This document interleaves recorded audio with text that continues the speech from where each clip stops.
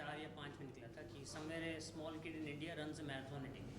So that was my point of that instantly caught my imagination. तो I think वहीं से start हुआ था. एंड मुझे चाइल्ड प्रोडीज हमेशा पसंद थे, lord Krishna too from Mahabharata. तो वो पॉइंट ऑफ फैसिनेशन, और मैं उड़ीसा का ही हूँ. I think every all those puzzles came together. And since I am from army school से पढ़ा हुआ हूँ, तो स्पोर्ट्स हमेशा रहा है part of curriculum. Everything fail in place. And बहुत फैसिनेशन था. एक पिक्चर निकली थी, एक कोच साइकिल में है और छोटा बच्चा 5 साल का भाग रहा है. That image always caught my imagination. I always wanted to tell this. अब काफ़ी एक तो मैं रनिंग को लेके बहुत ही पैशनेट हूँ. तो सुबह सुबह मैं 8-10 किलोमीटर भागता हूँ.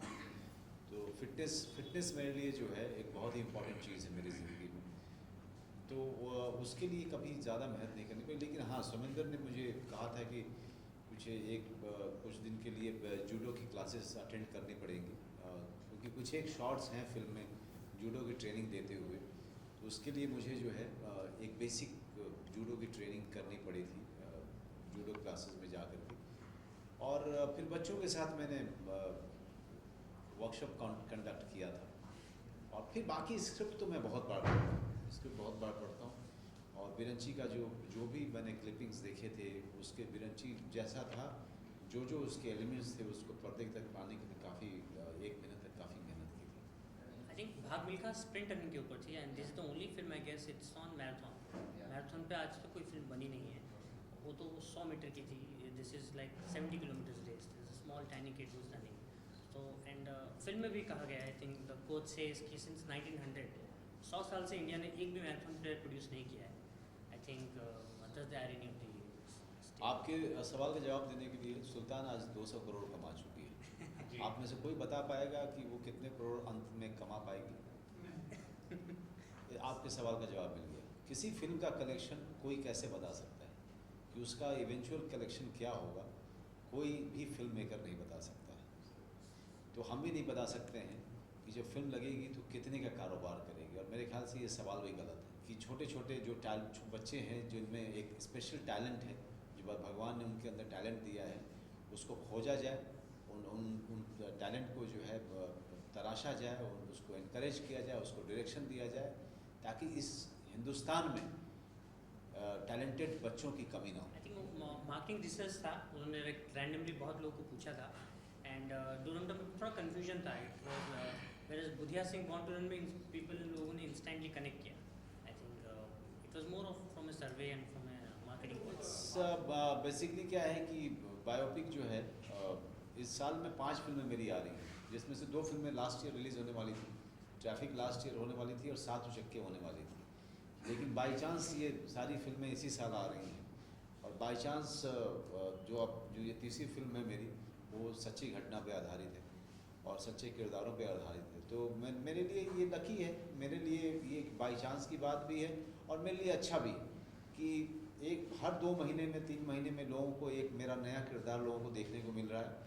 और उससे जो है मेरी जो काबिलियत है, मैं क्या कर सकता हूँ, क्या नहीं कर सकता हूँ, लोगों को आराम से पता चल जाएगा. इस साल के अंत तक लोगों को बहुत सारे किरदार में मैं मनोरंजन करूँगा.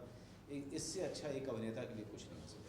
दर्शक जो सीख सकते हैं वो ये कि अपने बच्चों में वो खास प्रतिभा देखें और जो भी उनके अंदर में भगवान ने काबिलियत दी है उस पर पूरा ध्यान दें, उसको इनकरेज करें, उसको निखारें और उसको आगे बढ़ाते रहें. ये बहुत ज़रूरी है. और जो सबसे बड़ी सीख है हमारे स्पोर्ट्स बॉडीज़ के लिए, हमारे स्पोर्ट्स जो हमारे जो करता धरता हैं उनके लिए, कि नेशन के पास में टैलेंट की भरमार है, उसके खोजने वालों में कमी है.